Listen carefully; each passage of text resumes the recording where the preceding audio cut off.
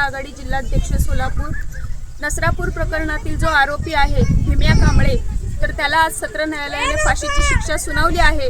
त्याबद्दल आम्ही सर्व वडाच्या पूजेला आलेल्या सर्व सवाष्णी, या महाराष्ट्र सरकारचं, या न्याय व्यवस्थेचं आणि या प्रकरणामध्ये तपास करणारे जे पोलीस असतील, इतर अधिकारी असतील, त्या सर्वांचं आम्ही कौतुक करतो आणि स्वागत करतो। खरं तर हा निकाल जो दिलेला आहे हा अत्यंत कौतुकास्पद असा निकाल आहे। मधल्या काही काळामध्ये जे मुलींवरचे, महिलांवरचे जे अत्याचार वाढत चालले होते, यावरनं न्याय व्यवस्थेवरचा जो विश्वास आहे तो उडाल्यासारखा होता। परंतु जो न्यायालयाने जो निकाल दिलेला आहे तो अत्यंत न्यायप्रिय असा निकाल आहे।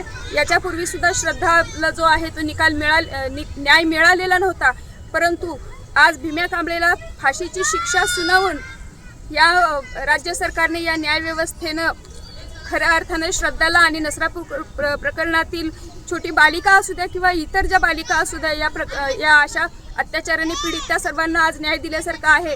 परंतु या माध्यमातून न्याय व्यवस्थेला आणि महाराष्ट्र शासनाला आम्ही विनंती करत आहोत की हा जो निकाल दिलेला आहे ह्याची तात्काळ अंमलबजावणी करण्यात यावी, कारण ही जर अंमलबजावणी तातडीने केली तर इथून पुढं असे अत्याचार करताना हे जे अत्याचारी आहेत ते 10 वेळा विचार करतील।